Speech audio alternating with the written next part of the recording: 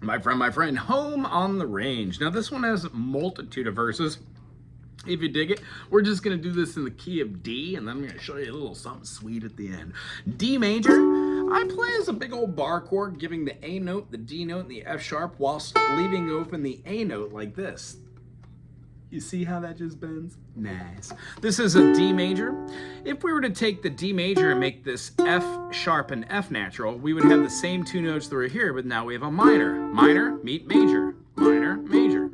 So if we played this minor with a secondary fingering and scooted up a whole step and bar, we get the E minor. After that, if we were to take this and play our first finger on the C sharp, second finger, and then third finger, looks just like a B diminished or a G7, but it starts with the finger on the C sharp. There's our F sharp minor. Our G major is the major fourth of the chord. Can also be played as a bar chord by taking the F and moving it up a whole step. Having said that, we can move this up another whole step to an A major, or we could just play Old Faithful. Sometimes I like to put the C sharp out there, but it only really requires the major third, the C sharp, and the A note, the root. And then we have a couple other chords in here. After this, we've got our, let's see, our minor 6 is the B minor. You can bar up the whole second fret, which gives you a B minor 7, or throw out that unison note for the B notes. It didn't sound like I was in tune. However, it is what it is. And then we're going to go up to a C sharp diminished. You can play just an A7, or you can knock it out with doing what you already know as the B diminished.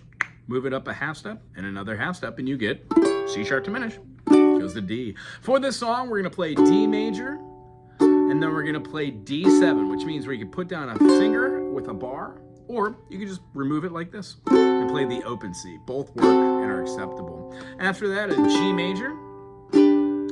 Flipping our fingers to feel like the F major while keeping the G note changes the G major into a G minor. And then going back into the D, conveniently, we have our secondary finger there just to throw down. With our finger there, we can put a finger on the G sharp and then play our D7 with that note, and it magically turns it into an E dominant 7. After the E dominant 7, if I remove my finger from right here, I get a G6 or an E minor 7, which perfectly works. And then I can throw down my finger for the A7 to complete that phrasing. Here's what it feels like. 1, 2, 3, down, down, down, loud, soft, soft, strong, weak, weak, strong. Here's our D.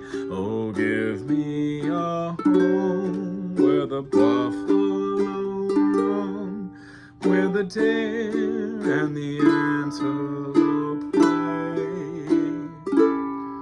where seldom is heard a discouraging word, and the skies are cloudy all day. D, home, A7, home on the back to the 1 chord range. Here's our B minor 7, all of it down, where the deer and the antelope play. E7 to A, A7 passing tone, back to the 1, where seldom is heard. Oh, I do apologize. Let's walk down that bass note. Dun, dun, dun. So D, where seldom is heard. Oh, so very nice. D major 7 to a D dominant 7, a G minor, where the D and the A7 back to D. Now I'm gonna give it a little pizzazz, play it through the last verse. Why not? I've never sang the last verse. See if I could just sight read whilst doing it.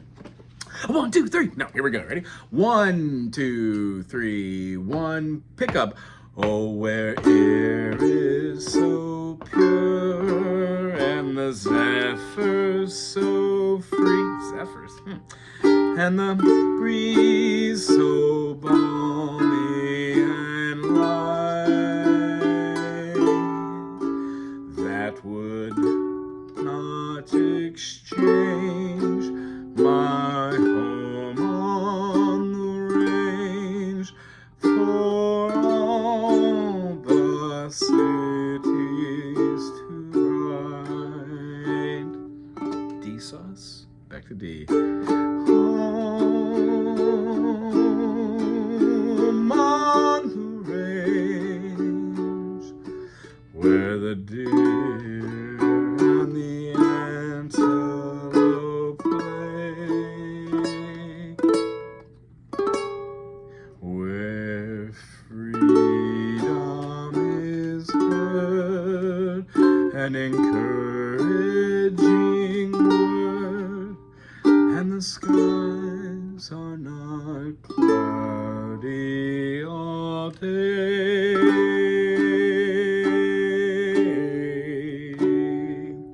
ending, I threw a sus4 out there, changed my point of origin rather than having a D note. I held it also suspended above the last note. Hey.